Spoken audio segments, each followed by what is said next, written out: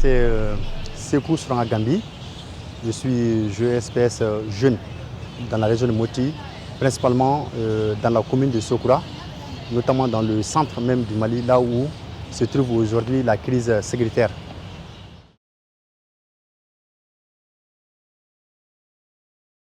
Bon, il y a plusieurs défis, mais aujourd'hui, le défi le plus préoccupant, c'est le défi sécuritaire. Donc notamment les questions intercommunautaires, il y a le problème du terrorisme, il y a le problème des narcotrafiquants. Donc les problèmes maliens, surtout en matière de la sécurité, c'est global. C'est une insécurité globale puisque nous sommes contre les terroristes, nous sommes contre les milices qui font un ravage dans les centres, nous sommes aussi contre les bandits.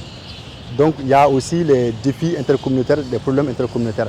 Donc tout cela amène une sorte de crise complexe, bon, complexifiée aussi par beaucoup de défis géopolitiques en un mot, des autres pays, des puissances étrangères en un mot, on peut le dire.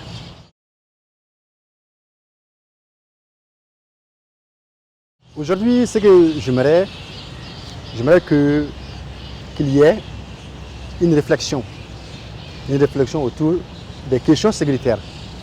Le Mali est un pays multiculturel, donc cette culture, ces traditions ont toujours prôné ce qu'on appelle la sécurité, la cohésion sociale. Cependant, aujourd'hui, cette cohésion sociale s'est envolée à l'air, s'est envolée à l'éclat, donc on est face à un vide politique, à un vide stratégique. Maintenant, il faut que les responsables politiques puissent prendre les responsabilités. Mettre en avant nos atouts de dialogue, mettre en avant nos atouts de réconciliation, c'est-à-dire nos coutumes et nos valeurs sociétales en avant. Donc pour une solution, une sorte de crise.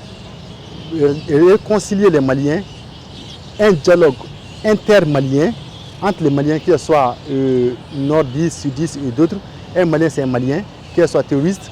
Je pense qu'une fois que les Maliens se mettent ensemble, s'unissent, à travers ça, on peut avoir une solution plausible qui peut nous faire sortir de cette crise sécuritaire et ensuite multidimensionnelle, complexe.